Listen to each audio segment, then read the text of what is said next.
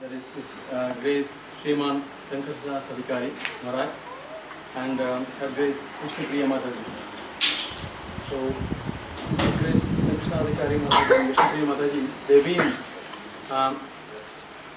very famous in the ISKCON community as a traveling preachers. As a Grihasthas, they have taken up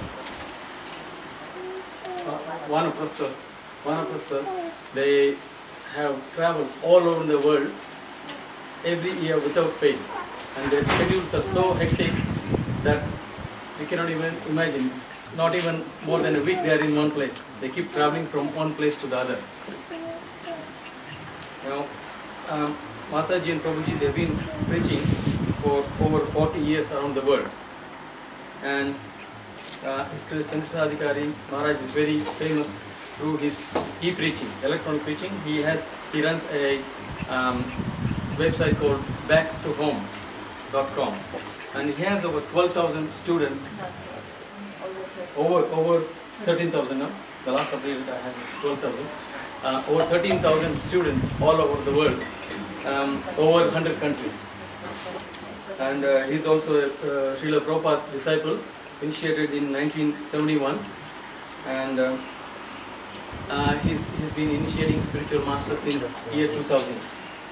So we are very fortunate to have both Maharaj and Vishnu Priya Mataji with us. So let's welcome them by very softly chanting. One check off of the previous chant. Okay, one check off. It's more tougher. Yeah, so we'll just offer obeisance to them very softly. So one check off.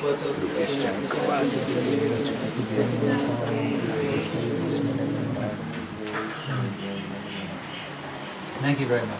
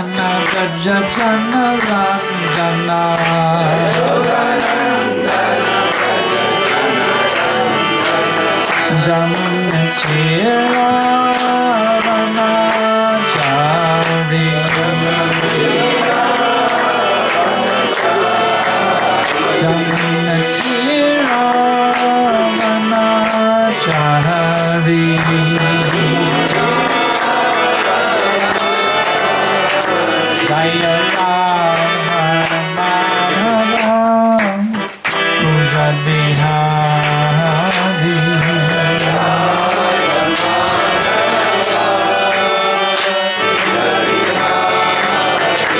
Jaya Ram Madhavam Kuja Bihari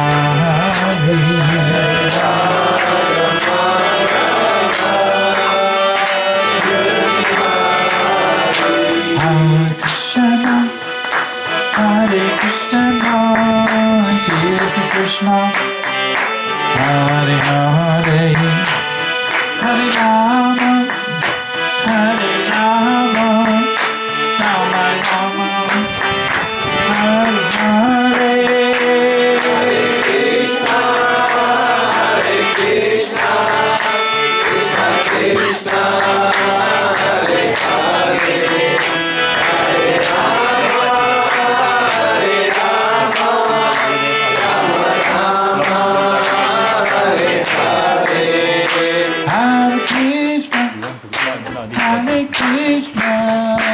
Krishna Krishna, Hare Hare, Hare Rama, Hare Rama, Rama Rama, Hare Hare. Everyone chant. Hare Krishna, Krishna Krishna, Hare Hare, Hare Rama, Hare Rama.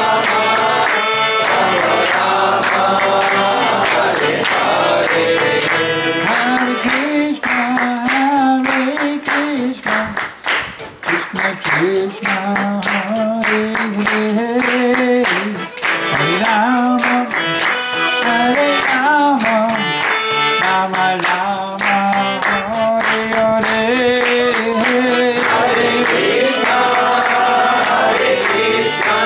Krishna, Hare Hare, Hare Rama, Hare Rama, Rama Rama.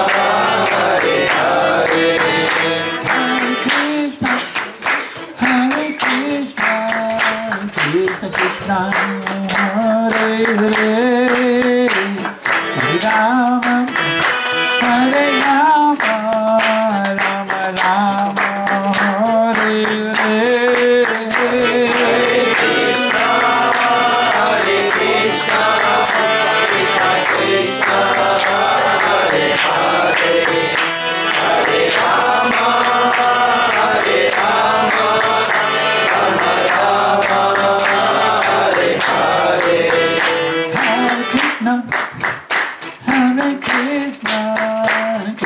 Krishna, Hare Hare, Rama, Hare Rama, Rama Rama, Hare Hare, Hare Krishna, Krishna Krishna, Hare Hare, Hare Rama, Hare Rama, Rama Rama.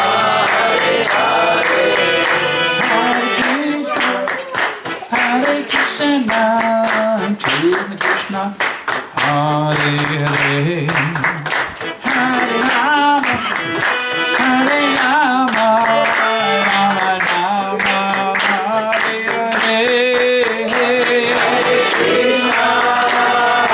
Krishna, Krishna Krishna, Hare Hare, Hare Rama, Hare Rama, Rama Rama.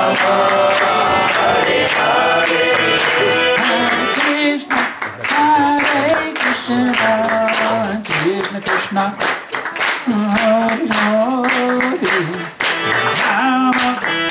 Hare Hare, Rama, Hare Rama, Rama Rama, Hare Hare, Krishna, Krishna Krishna, Hare Hare, Hare Rama, Hare Rama, Rama Rama, Hare Hare, Hare Krishna.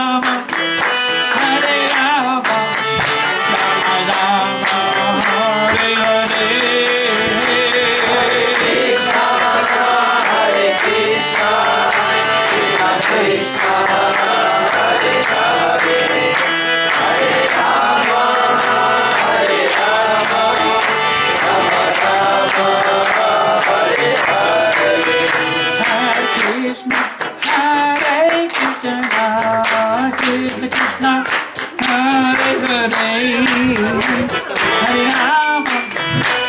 Hare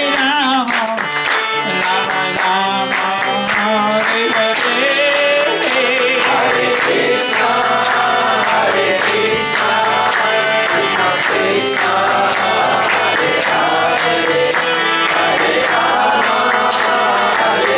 Hare Krishna, Krishna Krishna, Hare Hare, Hare Rama, Hare Rama, Rama Rama, Hare Hare. Krishna Krishna, Hare Hare, Hare Ram, Hare Ram, Ram Ram, Hare Hare. Hare Krishna, Krishna Krishna, Hare Hare, Hare Ram, Ram Ram, Hare Hare. Hare Krishna, Krishna Krishna, Hare Hare, Hare Ram, Ram Ram, Hare Hare. Hare Krishna, Krishna Krishna, Hare Hare, Hare Ram, Ram Ram, Hare Hare. Hare Krishna, Krishna Krishna, Hare Hare, Hare Ram, Ram Ram, Hare Hare. Hare Krishna, Krishna Krishna, Hare Hare, Hare Ram, Ram Ram, Hare Hare. Hare Krishna, Krishna Krishna, Hare Hare, Hare Ram, Ram Ram, Hare Hare. Hare Krishna, Krishna Krishna, Hare Hare, Hare Ram, Ram Hare Hare. Krishna, Krishna, Hare Hare, Hare Rama, Rama Rama, Hare Hare. Krishna, Hare Krishna, Hare Bol. Hare Hare, Hare Rama, Hare Rama, Rama Rama, Hare Hare. Hare Krishna, Krishna Krishna, Hare Hare, Hare Rama, Rama Rama, Hare Hare.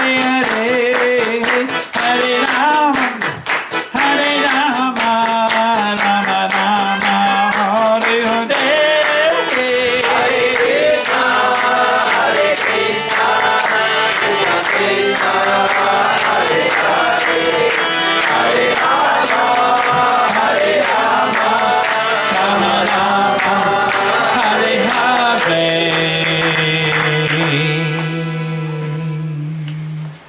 Jayam Vishnupad Paramahamsa Parivajukacharya Astadharjadashi Sriman. His Divine Grace Srila A.C. Bhaktivedanta Tidandi Goswami Maharaj Gopal Ki Jai. ISKCON Vandavacharya Srila Prabhupada Ki Jai. Petita Pavana save the fallen souls, Srila Prabhupada Ki Jai. Jayam Vishnupad Paramahamsa Parivajukacharya Astadharjadashi Sriman. His Divine Grace Srila Bhakti Siddhanta Saraswati Goswami Maharaj Gopal Ki Jai. Ananta Koti Vaishnava Vrinda Ki Jai. Nama Chandra Srila Haridas Thakur Ki Jai. Param Sukho Shri Krishna Chaitanya Prabhu Nityananda Shri Advaita Garadhar Shri Vasari Noda Bhaktivinoda Ki Jai. Shri Shri Radha Krishna Gopi Gopinath Shamakun Radhakun Giri Govardhan Ki Jai. Vrindavan Dham Ki Jai. Mayapur Dham Ki Jai. Navadip Dham Ki Jai. Jagannath Puri Dham Ki Jai.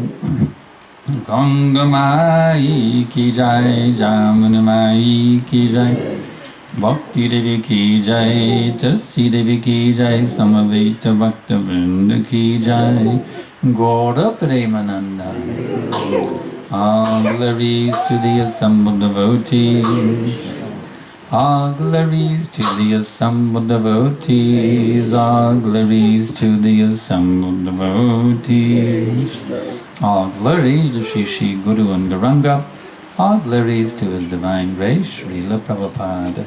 Nama Om Vishnu Padaya Krishna Prestaya Bhutale Srimate Bhakti Vedanta Swamini Iti Namane Namaste Saraswati Deve Gauravani Pracharine Nirvishesha Shunyavadi Paschancha Desha Tarine.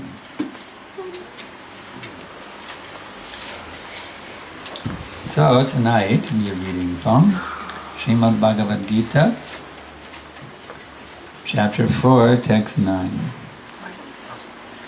This is the edition of the Bhagavad Gita that has just caused a great turmoil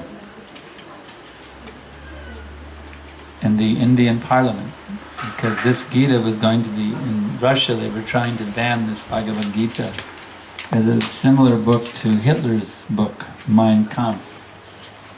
The Russian court wanted to ban this Bhagavad Gita and make it an illegal book. This caused a huge uproar in the Indian Parliament.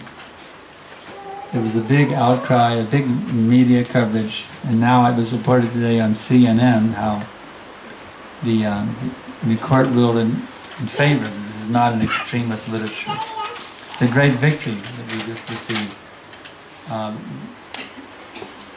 It was very nice how in the Indian Parliament so many members of Parliament became very, very outspokenly criticizing what the Russians were doing to try to ban this greatest of all literatures. So it's a great victory. Now in Russia the devotees are still allowed to distribute this book that we're holding in our hands right now. It was a very major attack on our movement by demons, actually coming from the Russian Orthodox Church, who wanted to stop our movement, seeing the spread of Krishna consciousness in Russia. They were feeling threatened. Their bogus so-called religious practice based on sense gratification was being eroded by genuine pure bhakti, and they felt very much threatened by them. So it's a very auspicious, now we're celebrating this wonderful victory in the courts in Russia. This Bhagavad Gita now has been ruled as not being extremist literature. So now we will study this verse. You can repeat after me. Om Namo Bhagavate Vasudevaya. Om Namo Bhagavate Vasudevaya. Om Namo Bhagavate Vasudevaya. Om Namo Bhagavate Vasudevaya. Om Namo Bhagavate Vasudevaya. Om Namo Bhagavate Vasudevaya. Janma karma chame divyam. Janma karma chame divyam. Evam yo veti tatvataha. Evam yo veti tatvataha. Shaktva deham punarjanma. Shaktva deham punarjanma. Imam veti sarjuna. Imam veti sarjuna. Translation and purport. One who knows the transcendental nature of my appearance and activities does not, upon leaving the body, take his birth again in this material world, but attains my eternal abode, O Arjuna. Purport by Srila Prabhupada. The Lord's descent from his transcendental abode is already explained in the 6th verse. One who can understand the truth of the appearances of the personality of Godhead is already liberated from material bondage, and therefore he returns to the kingdom of God immediately after quitting this present material body.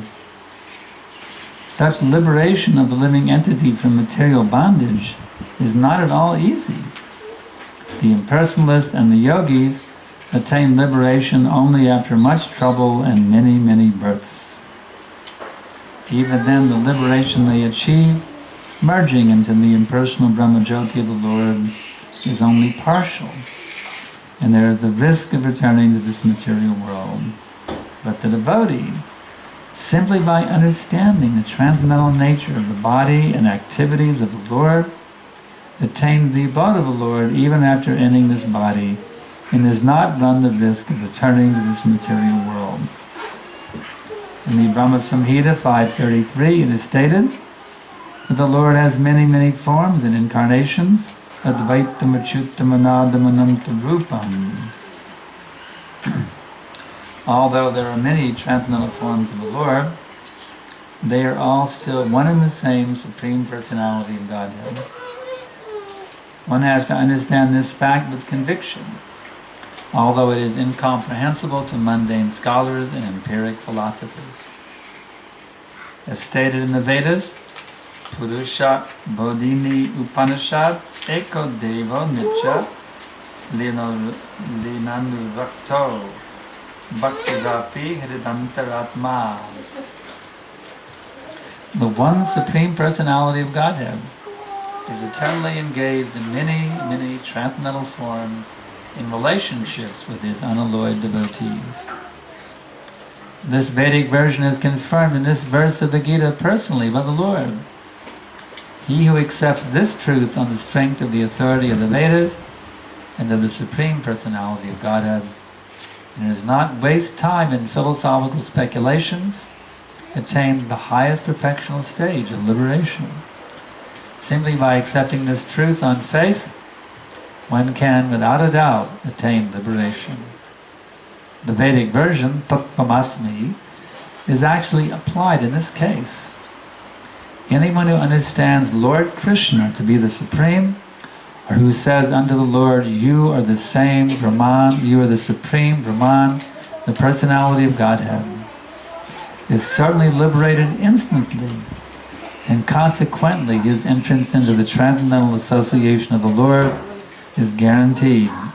In other words, such a faithful devotee of the Lord attains perfection, and this is confirmed by the following Vedic assertion: Tam eva vidit vati mrityam eti nanyapanta vijate yanaya. One can attain the perfect stage of liberation from birth and death simply by knowing the Lord, the Supreme Personality of Godhead. And there is no other way to achieve this perfection. Svetashvatara Upanishad 3:8. There is no alternative means that anyone who does not understand Lord Krishna as the Supreme Personality of Godhead is surely in the mode of ignorance, and consequently he will not attain salvation simply, so to speak, by licking the outer surface of a bottle of honey, or by interpreting Bhagavad Gita according to mundane scholarship. Such empiric philosophers may assume very important roles in the material world, but they are not necessarily eligible for liberation. Such puffed up, mundane scholars have to wait for the causeless mercy of the devotee of the Lord. One should therefore cultivate Krishna consciousness with faith and knowledge, and in this way attain perfection.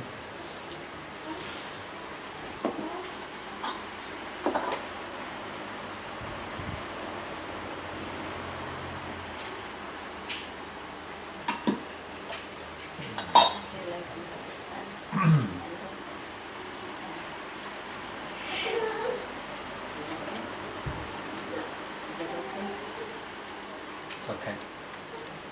Let's leave it like it is. Huh? Recording will be okay. It's not very loud. It's not loud, but air blowing. Disturbs you? No. No, I'm fine with it. I have no problem with it. Let's leave it like it is. Vandeham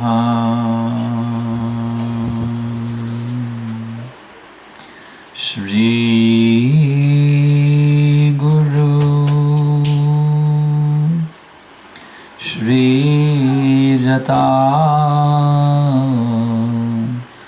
Balakamalam Shri Guru Vaishnavamscha Shri Rupam Sagrajatam Sagana Raghunathan Vitam Tam Sajivam Sadaitam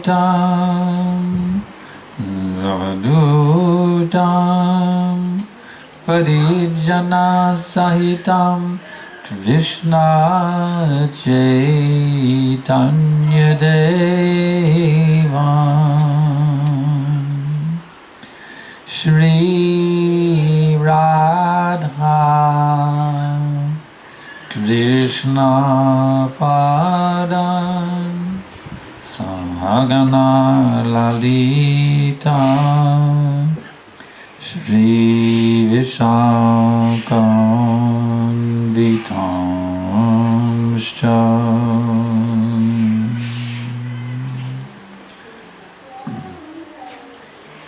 So, do you know how rare this human birth is? Do you know how many births you have had to go through to get this human birth? Actually, we can't even begin to calculate what we have been through to get this human form of life. Such a rare, rare thing it is. So in this human life, we have a choice. In the animal species, the plant species, there's no choice. If you're a dog, you must bark. If you're a monkey, you must do your monkey business. You have no choice. But in this human form of life, you have a choice. That is the difference. Human life, therefore, is a life of responsibility.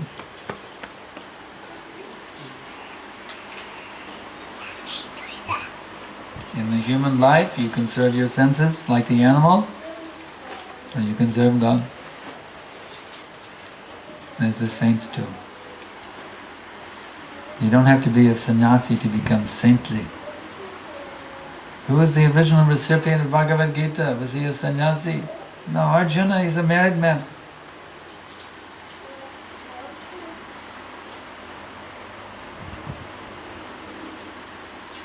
So, we can follow the pathway known as Indriya Seva Marga, the path of serving our senses, or Bhagavan Seva Marga.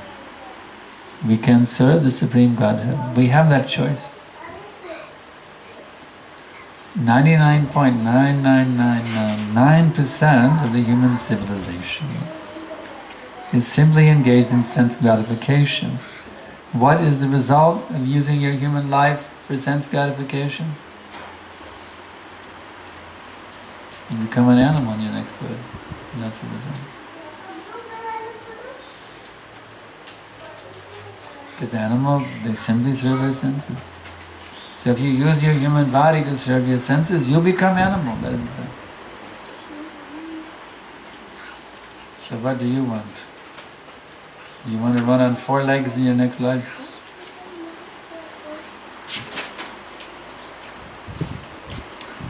Or do you want to cultivate a relationship with God and go to God? You see, that is your choice. One says, well, I don't believe in God. I don't believe in religion. I think everything is happening by chance. I don't have to worry about anything. I'm just going to enjoy life. Okay. You can do that, but you'll get the result. Even according to Newton's law, for every action there's an equal and opposite reaction. If you live your life irresponsibly, you will get the reaction. That's the point. Can you claim that you're the proprietor? That this body is your property? Did you manufacture the chemicals that make up your body? No, they're given by God. You cannot claim to be the owner, the manufacturer of your body. And it is all given by God. Krishna confirms in Bhagavad Gita, chapter 5, text 29, Sarva Loka Maheshwaram. I am the owner of everything. How can Krishna claim proprietorship over everything? Is that simply some bold claim that Krishna is making because he's proud? No. As Krishna states in Bhagavad Gita chapter 10, text 8, Aham sarvasya prabhavo matak sapram pravartate I am the source of all material and spiritual worlds. Everything emanates from me.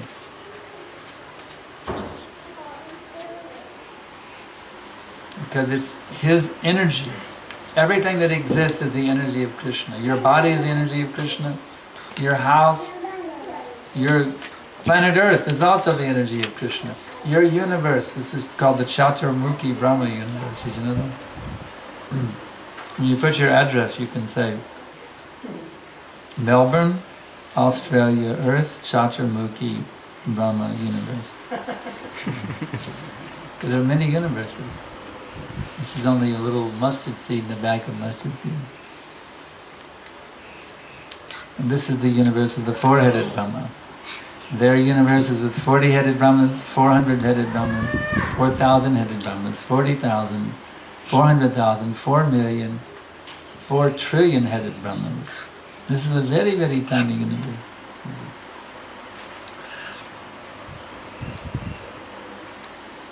So all of these multi-universes, they are simply an insignificant fragment of the Lord's unlimited potency.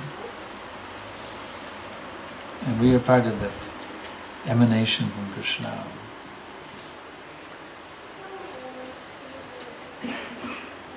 Therefore everything is property of Krishna. But we come along, we say, this is mine. This mentality is there in a child. From the very childhood you can see. And the child has his toys. Another child is visiting the house, he goes, mine. Isn't it? You've seen the child do that? This is ahankar, false ego. Even from the childhood, we have this disease. It is mine. I and mine, these are the two illusions of material existence. This body is me, that's I. This is I. This blood and flesh, you see, this is I. And what I control is mine. But actually it's not you. That body is not you. And those things that you think they're your property, they're not, they're God's property. Everything is owned by God. And the manufacturer, he is the true owner. Not the one who is using the thing. The one who has manufactured that thing, he is the true proprietor. So we're infected. Make sure to write your questions down as we go along. There's paper and pen. Write down your questions as you go. Any question comes to mind, you should write it down. So, we are infected with this disease of false pride of thinking, I am this body. I'm thinking this is my body, this is my house, my money, my wife, my kids, my career. It's nonsense. Everything is God's property.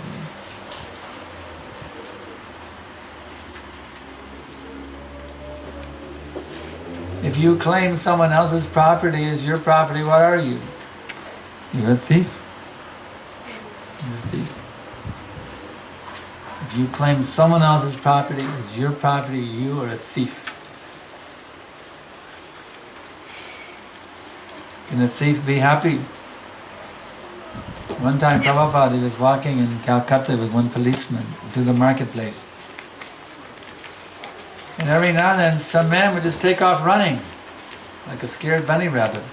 He would just take off running, and Prabhupada asked the policeman, why are they running? He says, they are criminals and they're afraid I'm coming to arrest them. As soon as they see the police, immediately they're fearful, they go running. Oh, the police, the police. Actually, a person who is a thief, he can never have peace of mind. Because he's trying to maintain a false thing, you see, which is illegal. So in the same way, we can never be peaceful in this world as long as we maintain the false conception that we are the proprietors. We can never be peaceful. That's why Krishna says in this verse, Bhokdaram jagatapasam sarvaloka maheshwaram suhridam sarvabhutanam gyatvam shantam richati. One who knows me is the supreme enjoyer, supreme proprietor, and the best friend of every living entity, can alone achieve peace and not anybody else.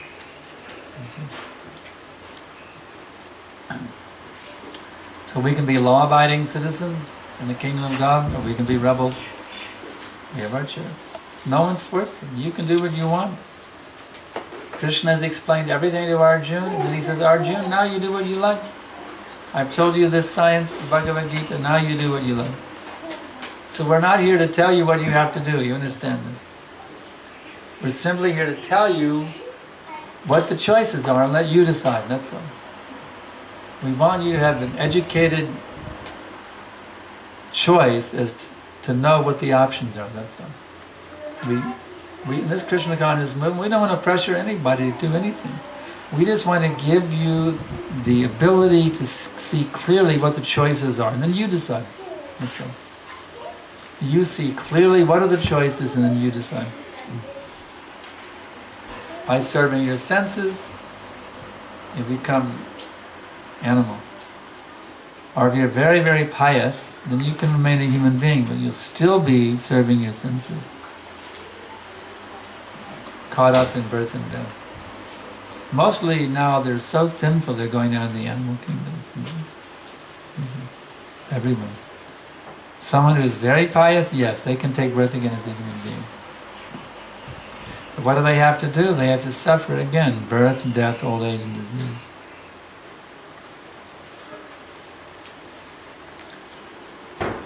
So, if one is very happy to get sick, to get old and die, then you don't need Krishna consciousness. One doesn't mind remaining here in this material existence. You don't need Krishna consciousness. You don't need to revive your loving relationship with God. If you don't mind suffering the miseries of the mind and body, you don't mind sufferings imposed by other living beings, you don't mind natural disasters like tornadoes and earthquakes, tsunamis, drought. If you don't mind these things, you don't mind all kinds of miseries, you don't need Krishna consciousness.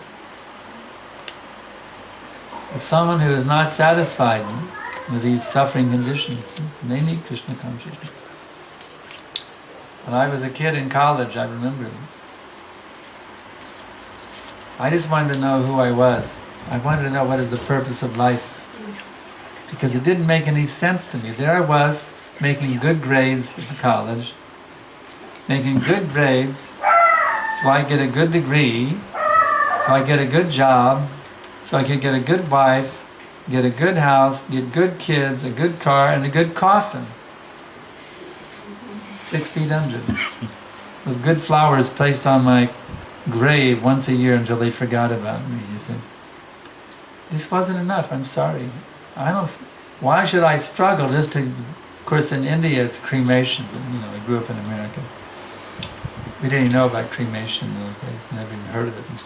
Everyone got a coffin, a fancy coffin with the nice velvet lining and the decorative handles, you see.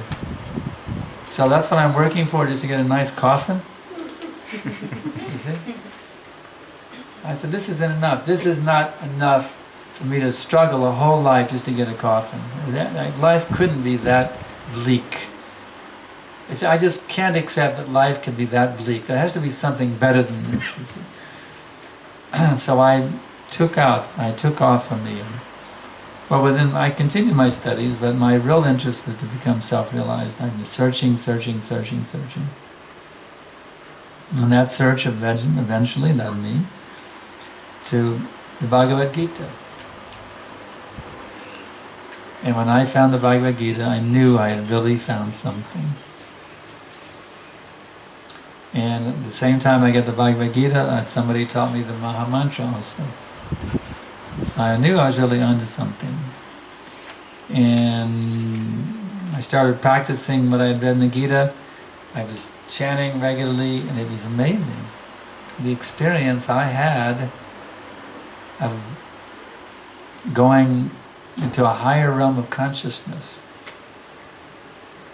I could see this is actually what I'm meant to do. I'm not meant to be a person simply serving my senses, a slave of this material world, simply working hard and like a beast of burden and then dying. You see.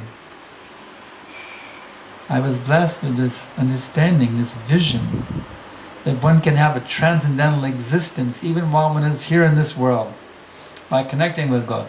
You see. So then I had to find out how to do that. It took me some time. But eventually,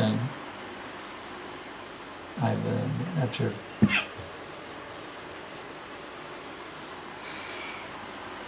2.5 years it took me, after I got the introduction to the mantra and the Gita. It took me 2.5 years before I was able finally to get connected with the process of bhakti yoga, properly connected. Because in this material world there's so many distractions. If you want to become self-realized, there's 1,000,001 people say, come to our meeting, come to our Guru will enlighten you. And what does the Guru say? He says, I'm God, you're God, and we're all God. I went to many such gurus, you see, in my search for enlightenment. That everyone is an avatar of God, and everyone is an incarnation of God, you see. This is what they teach. But what is that? If everybody is God, what does that mean? It means there is no God. You understand?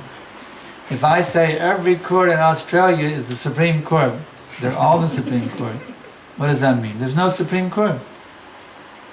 Supreme means one without a second. To say everybody is God is a roundabout way of atheism. It's better to come out and say there is no God. That's more honest. But to say everyone is God, all you're doing is preaching atheism, you're calling it theism. That's cheating. Better just to be an honest atheist. Say there is no God. But you say everyone is God. Yes, I believe in God. I'm God, you're God, we're all God. You see, this is bogus philosophy. It means there is no Supreme. If everybody is the Supreme. There is no Supreme. There can only be one Supreme. There can't be, not that everybody is the Supreme.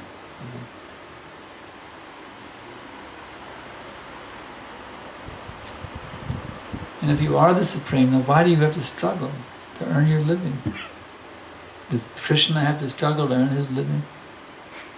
Did Krishna have to report to work on Monday morning and worry about paying taxes?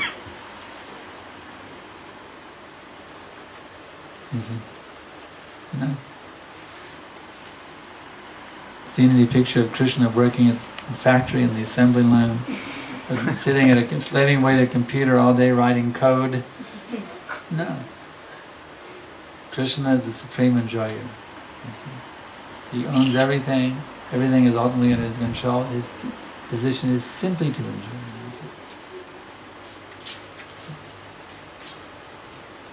So if you're God, why do you have to struggle? Why do you get up every Monday morning and go to the office? Lakshmi is Krishna's incarnation Narayan, that is his expanded form. Lakshmi ji is always massaging his feet. That means he has unlimited money in his control. So where's your unlimited money if you're God? Where's your unlimited money? Money is just one of your energies. If you're God, then why can't you just produce $1 billion like that? God can immediately manifest millions and billions of dollars out of himself. You see. He has no difficulty for money. Or anything, any facility whatsoever. When God wants to enjoy a woman, he manifests the most beautiful woman, Srimati Radharani, from his own body. From his own body, he is manifesting Radharani.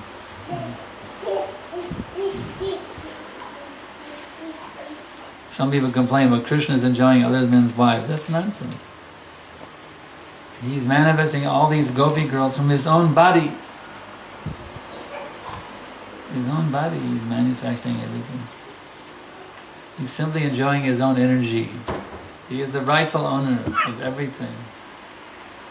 Therefore, he is the rightful enjoyer of everything. We are the ones who are the thieves. Because we're trying to take God's property as our own property. So if you want to be happy, if you want to be free, you have to become spiritually enlightened. You're not going to become happy and free even by just being a pious man in this world. It's confirmed by Rupa Goswami. Krishna Bhakti Rasa Babita Mati Kriyatam yadi kutopalabhyate tattalalang api mulyamekalam janmakoti sukritayana labhyate. You know that shlok, Pajavali 14, Rupa Goswami. He says, pure devotional service in Krishna consciousness cannot be had even by executing pious activities in hundreds and millions of lives. It can only be attained by paying one price, that is, the intense greed to obtain it. If it is available somewhere, one must purchase it without delay. So where is that available? That is available from Krishna's pure devotee. The pure devotee possesses bhakti. And if you can get the mercy of the pure devotee, you will get bhakti. What does bhakti give you? It gives you direct access to God. Direct access to God. No one can approach God by flattery or by bribery. There's only one way to approach God, to actually gain access to God, and that is through bhakti, through love. You will never gain Him by any other means. Not by yoga, not by jnana, not by karma. Only by bhakti can you approach God.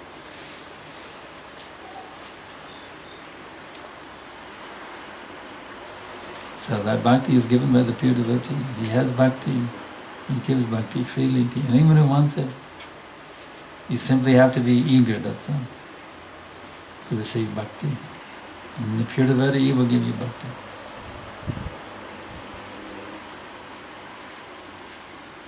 So that is our Krishna consciousness movement. The greatest of all pure devotees is Divine Grace A.C. Bhaktivedanta Swami Prabhupada. He started this movement to bless the entire world with transcendental existence. If we take advantage of this Krishna consciousness movement, we take advantage of the teachings of the Bhagavad Gita, our lives become perfect. What does that mean? No more birth and death.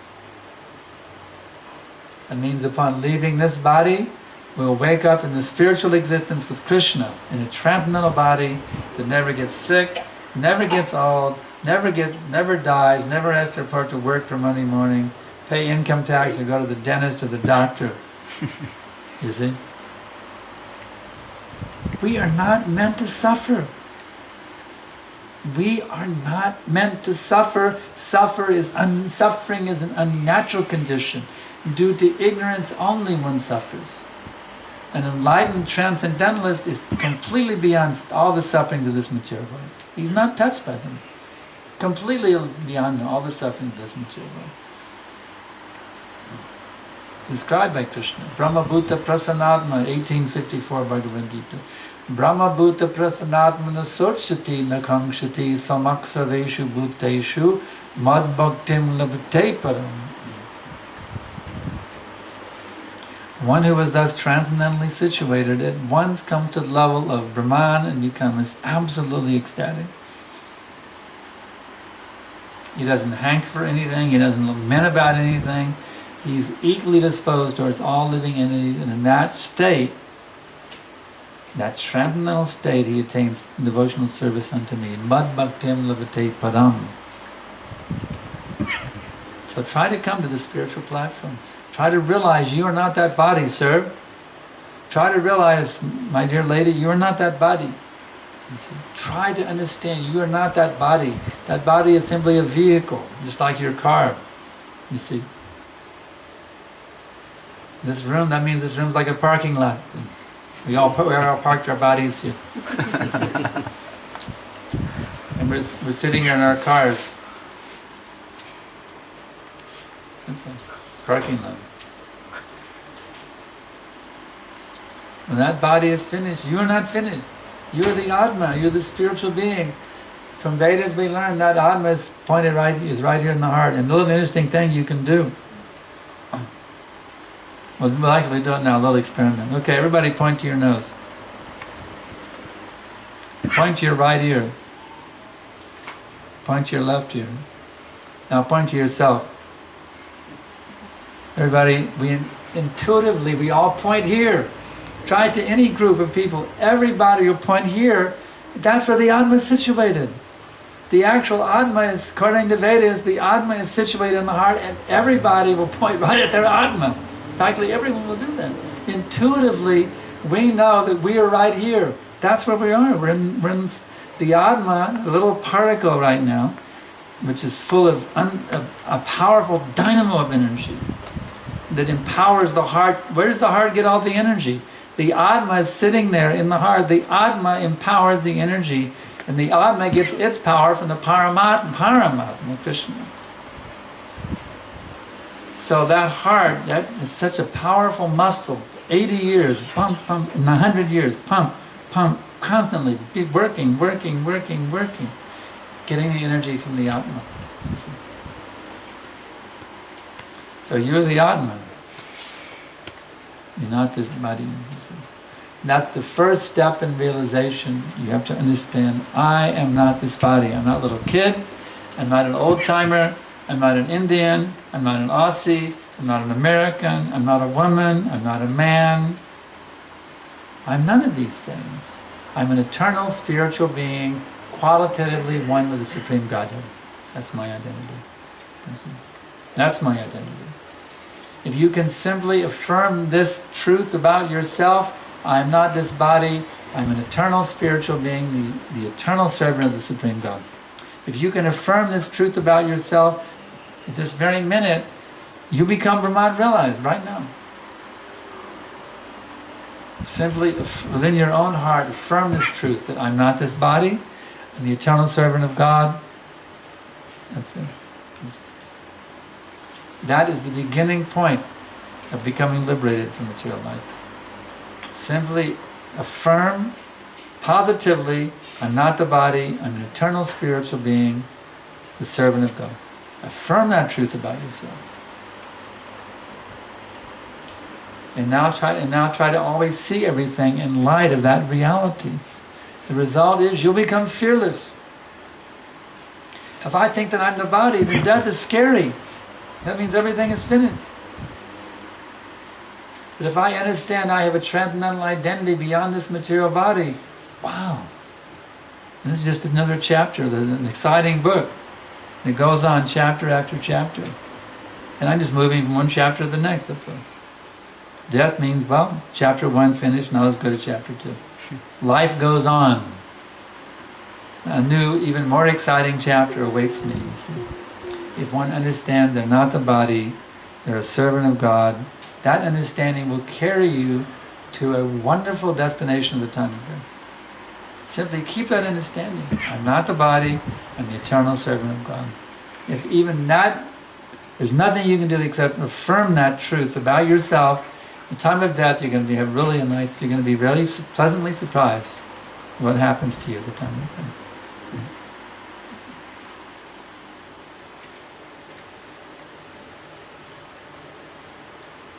So, I'm not here simply to, blow off some hot air. I'm not here to attract some followers. I'm here because Srila Prabhupada has blessed me with a knowledge that can liberate anybody from all their suffering. I've come here to Australia to relieve people from all their suffering. Prabhupada has relieved me from my suffering, and I've come to relieve others from their suffering. So kindly take advantage of this knowledge. It is not some concocted knowledge. It is nothing but the teachings of Krishna. This knowledge has come in an unbroken line of disciplic succession. Krishna imparted the knowledge to Lord Brahma. Lord Brahma imparted the knowledge to Narad Muni. Narad Muni imparted the knowledge to Srila Vyasadeva. Srila Vyasadeva imparted the knowledge to Madhvacharya many centuries ago. And then his disciple, his disciple, his disciple. And finally it comes down to His Divine Grace A.C. Bhaktivedanta Swami Prabhupada. And now we are presenting the same message, the same truth, without any adulteration, without any addition or subtraction. What you're getting tonight, this knowledge, has the same potency as what Arjuna heard when he was on a chariot 5,000 years ago. It has the exact same potency.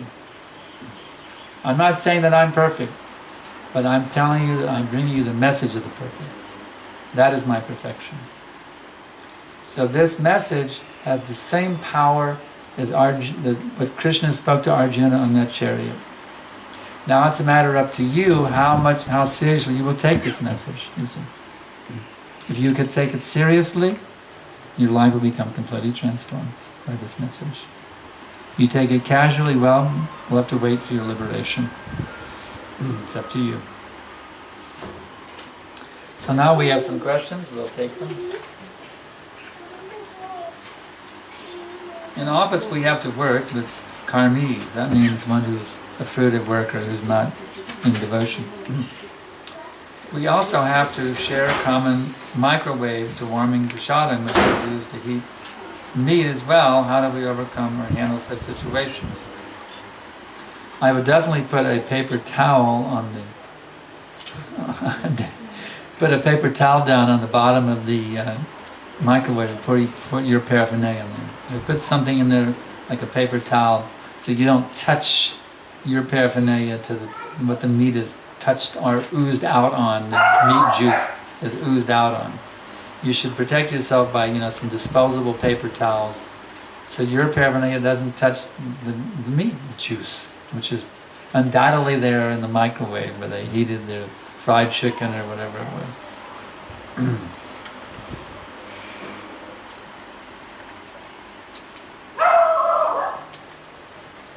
Okay? Be as clean as possible. I mean,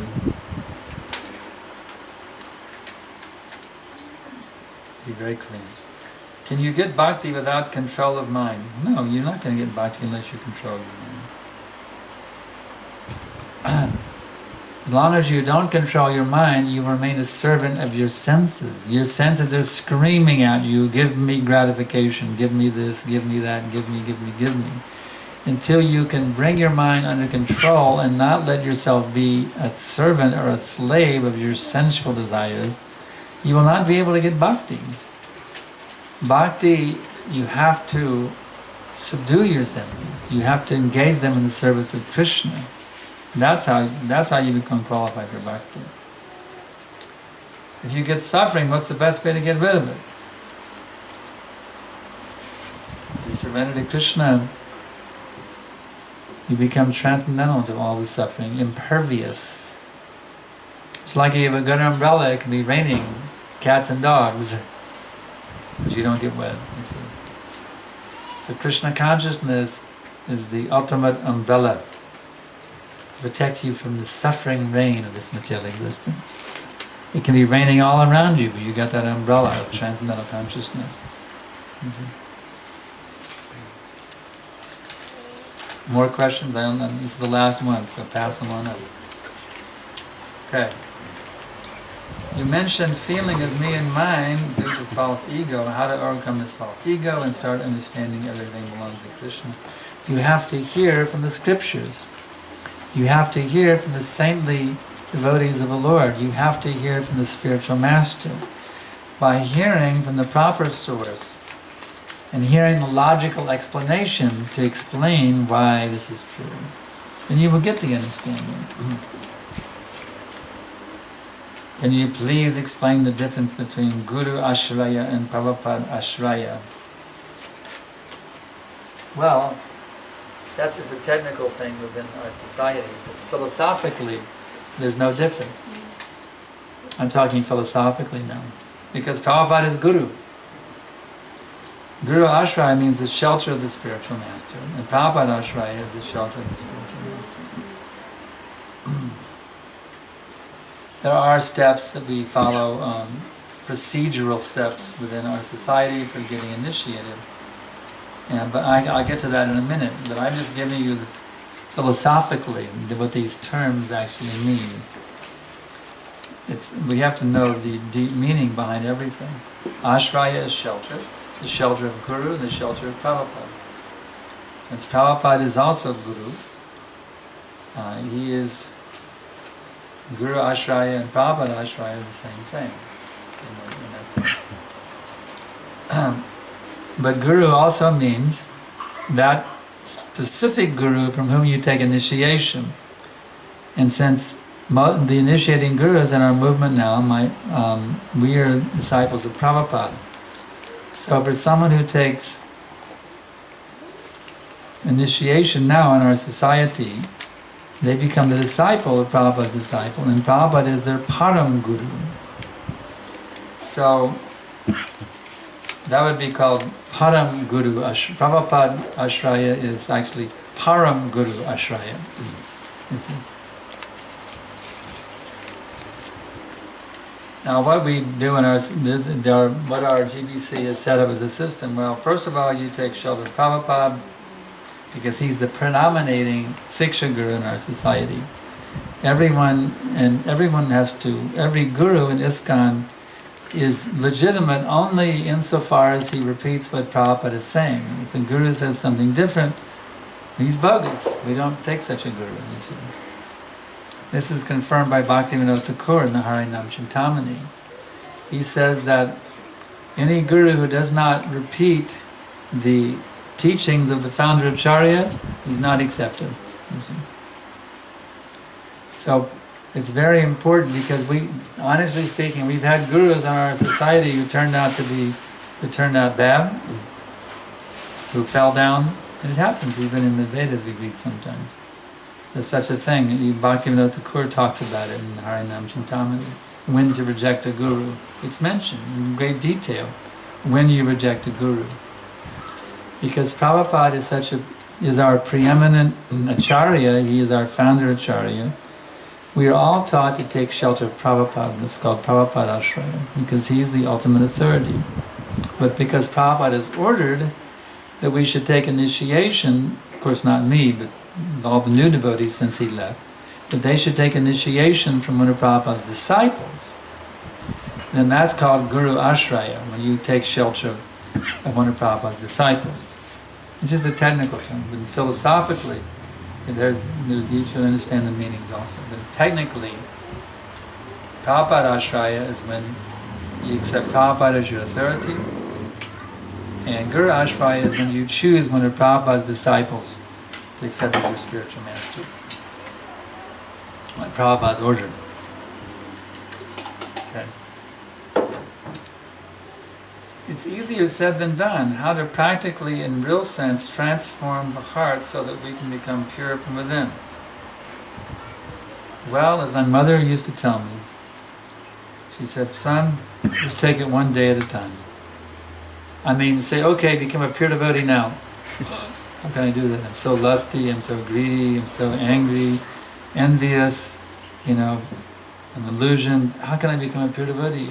It doesn't seem practical. Well, just take it one step at a time, you see. Gradually, slowly. How do you do that? Well, you chant Hare Krishna. That purifies you. Hare Krishna, Krishna Krishna, Hare Hare, Hare Rama, Rama Rama. You bow down before the deities. You honor prasad. You hear from the sadhus when they explain Bhagavad Gita. These things purify the heart. So if you can't do it all at once, okay. It's only rarely somebody can do it all at once. It does happen sometimes, like Maharaj Kagbanga, but it's very rare. Normally it's a gradual process, slowly. So how do you begin? How do you make a 1,000-mile journey? You got to take that first step. Think a 1,000-mile journey. How can I ever go 1,000 miles?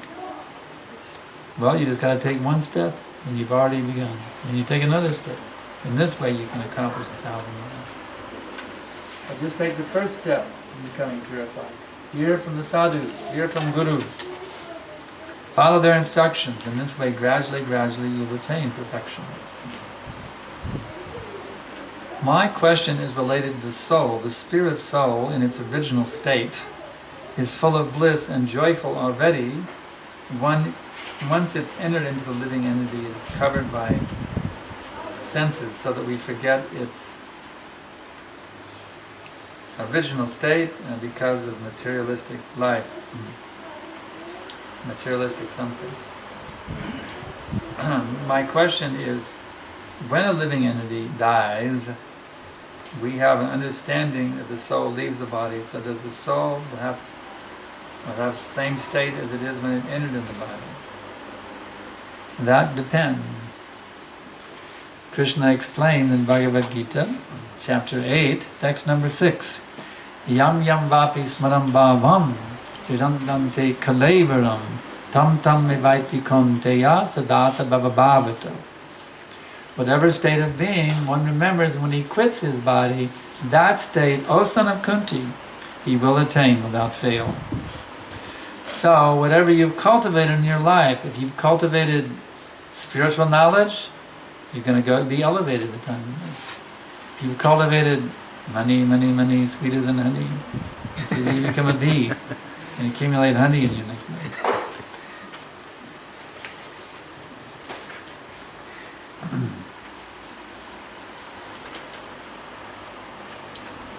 How we have to choose a Guru Maharaj.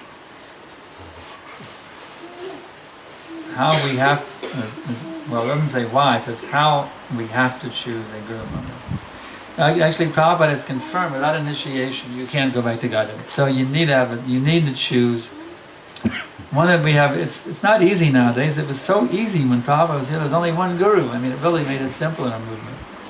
You join, okay, you're ready for initiation, and Prabhupada was it. You see. But now we got, 80, 90 gurus, preaching all over the world, traveling and preaching here, taking disciples here, disciples there. How do you choose? I mean, they're all really good. I mean, they're all fantastic. They're full of bliss, they're full of knowledge, they're full of mercy, they're enlivened, they're dynamic, the kirtans are sweet. I mean, how do you choose? It's like, wow, it's like, how do you possibly choose one? Well, it's very easy to choose who your spiritual master is, because you already have one in your heart. He is called Chaitya Guru, spiritual master within. If you become very, very sincere to surrender that Lord within your heart, he will tell you, this is the one. Doesn't it happen to our devotees who've gotten initiated? Something clicked and he said, this is the one. Doesn't it happen that way? This is the one. Something inside said, this is the one. This is it. How I found him. So you really just have to be sincere to surrender to Krishna, and then Krishna then will say, okay, here he is. You just heard his lecture. Now you have to follow him and do what he said. You just have to be sincere, and then Krishna from within will tell you, okay, here he is. Now don't be a rascal anymore. Now you got to surrender. What is the importance of initiation? I already answered that. Prabhupada said you have to take it. It's confirmed by Krishna himself in the Adi Purana. He says, Ye me bhakta jana parata, na me bhakta shtate jana, mad bhaktanam che ye bhaktas, te me bhakta tamamata. He says, my dear Arjuna, the one who's my devotee, na me bhaktas, he's not my devotee, but the devotee of my devotee, he is my real devotee. So Guru means you become the devotee of the devotee. That's what it means to take a Guru. Just like tomorrow I'm initiating, everybody's invited by the way, 7:15, upstairs tomorrow morning will be an initiation ceremony.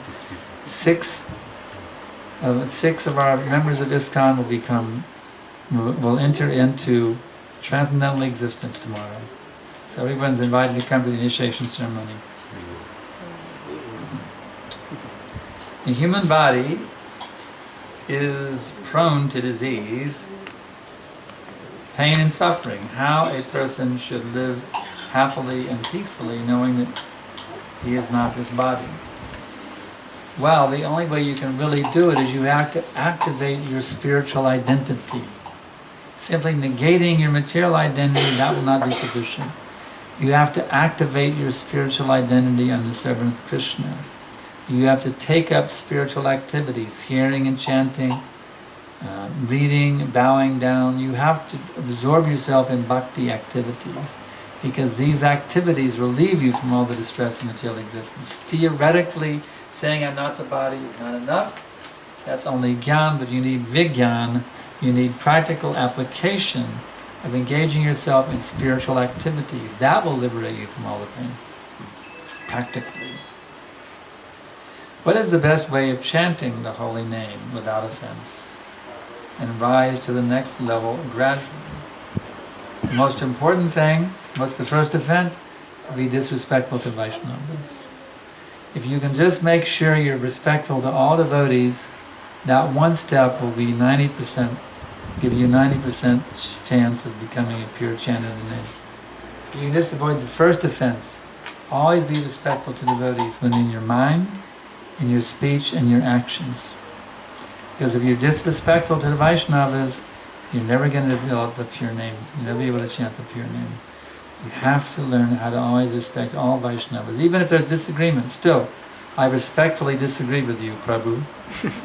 Not that you disagree with me, let's fight. No. I respectfully disagree with you, Mataji. You see, in this way.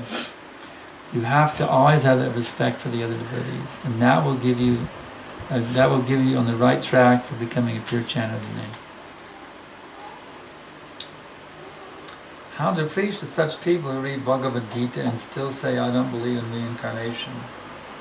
What is the guarantee? Well, the thing is, Madhyama Adhikari avoids those who are envious and only preaches to the innocent. So why do you want to even preach to them? That's the first question. If someone is a staunch agnostic, why do you want to waste your time? That's my question. Better to find people who are open and willing to learn. Spend your energy on them. Why beat your head against the wall with somebody who doesn't believe in reincarnation?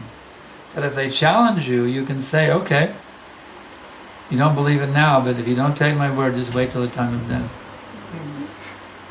If they challenge you, you can say that. You don't believe in it now? Okay, I understand you don't believe in it. That's all right. At the time of death, you're going to see, my dear sir. You will see. When you wake up. There was a cartoon. You know this Kentucky Fried Chicken, Colonel Sanders? It was quite a funny cartoon. It wasn't done by a devotee. It was in the regular material press. It showed a chicken coming out of the egg. And it said, Colonel Sanders in his next life. And he said, oh my God, what did I do to deserve this? You understand? Colonel Sanders, Papa said, would take a chicken birth for every single chicken that has been smeared with his famous recipe. And they continue smearing more and more chickens with his recipe. Thousands of outlets all over the world, Kentucky Fried Chicken.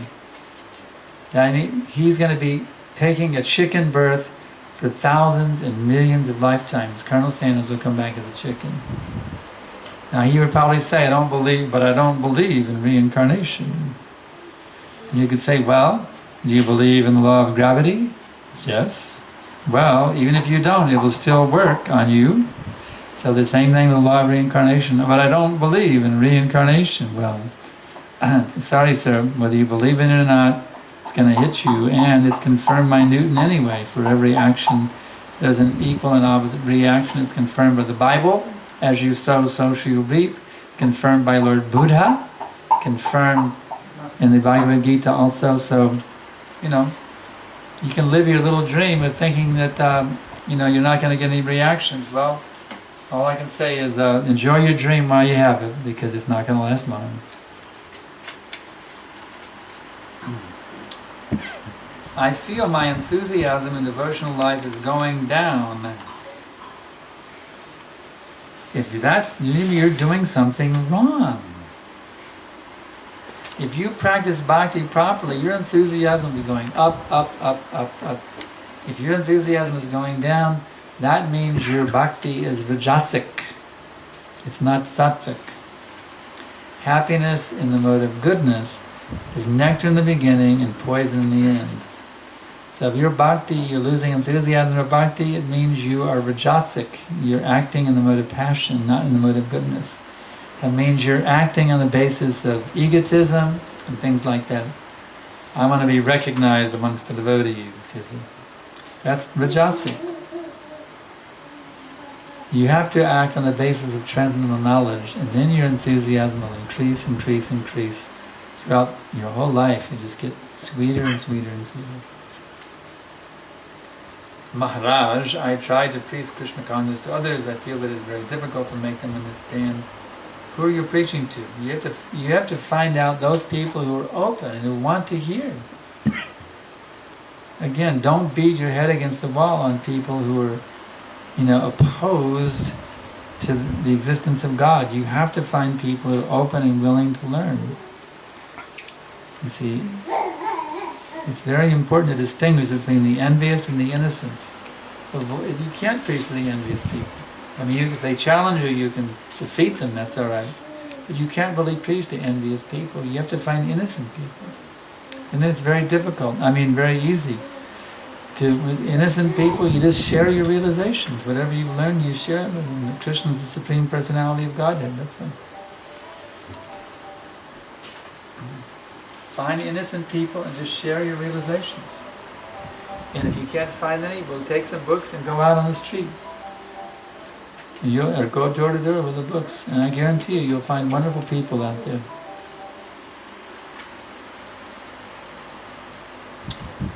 We keep hearing we are not this body many numbers of times, maybe thousands and millions. Once we leave this place, we forget it. Why is that?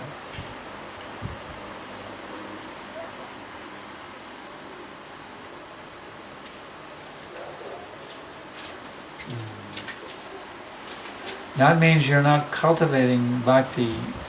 That's what it means. It's like you're taking Krishna consciousness as a spectator sport, not as a participation sport. I can sit and hear lectures, but I can't do it myself. You have to actively take up cultivation of Krishna bhakti by your thoughts, your words, and your deeds. You have to actively cultivate it. Just like you want a college degree. You just go to sit down at the university and think, well, this is great, I like this campus. You get a degree by doing that? No. You have to enroll in the courses, you have to sit in the lectures, you have to do the homework, you have to write the papers. If you want a degree, you have to cultivate. You have to do the activities of cultivating yourself in that field of knowledge. The same thing in Krishna consciousness. If you're not willing to do the work, to chant the prescribed number of rounds in the beads, to follow the rules and regulations, how you can expect to realize you're not your body? You'll never realize it. You have to apply the rules and regulations, chanting japa mala and following the regulated principles. No illicit sex, no meat eating, no intoxication, no gambling. If you'll do that, these basic things, then you'll get the realization. If you just think, you take it theoretically only, it won't stick, it won't penetrate the heart. It'll go in one ear and come out the other. You want it to go into your heart, you have to follow it. You have to chant the prescribed number of rounds in the beads. You have to give up the sinful activities, and then you'll get the realization very solidly.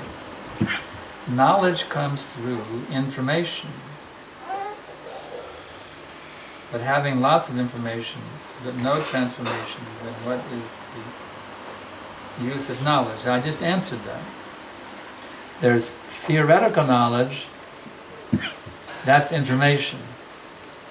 There's practical knowledge, that's realization. If it's only information and there's no realization, then you're still caught in the material energy. But when you take the information and you transform it into realization by practical application, then you're living in transcendental existence.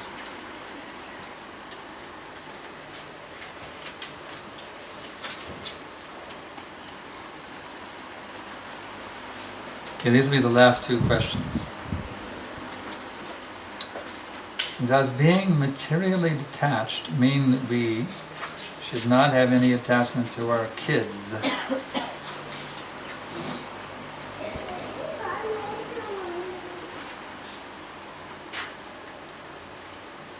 Children, wife, husband, etc., brothers and sisters, etc. These are natural objects of affection. Being materially detached means that you utilize that attachment in the service of Krishna. Don't try to deny that attachment. It's artificial. Rather, use that attachment to train your children to be devotees of Krishna. Use that attachment to engage your wife or husband in Krishna's service. That is detachment, not taking sannyas. Of course, if the material situation is completely unworkable, then one can take sannyas. But in most cases, that's not necessary. One can remain with wife and children and engage them in the service of Krishna.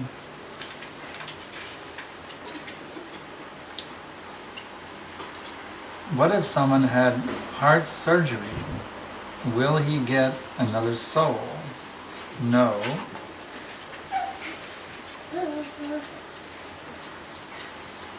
The heart is a seat.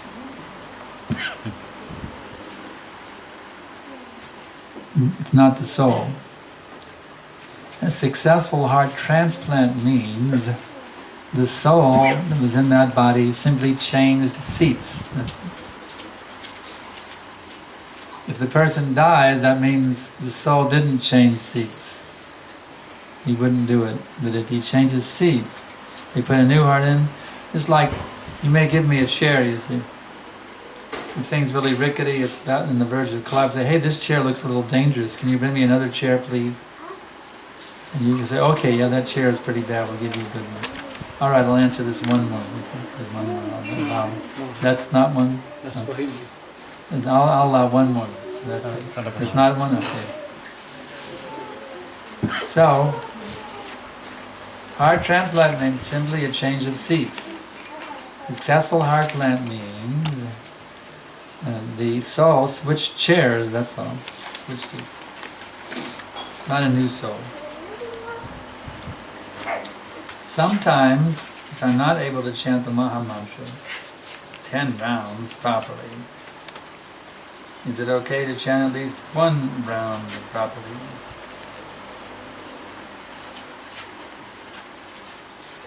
Oh, before you're initiated, yeah? Why not?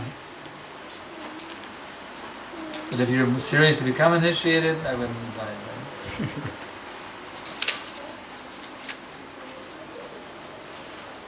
The fact is that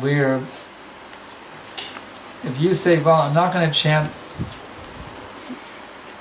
you could even take it further and say, well, chant 1 bead properly. You see what I'm saying?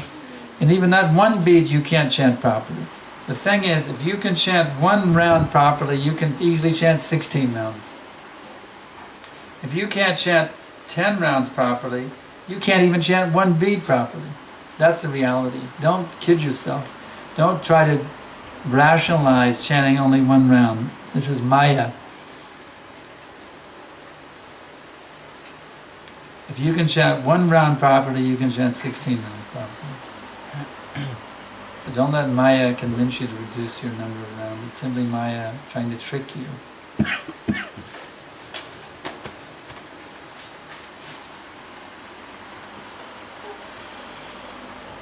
Okay, our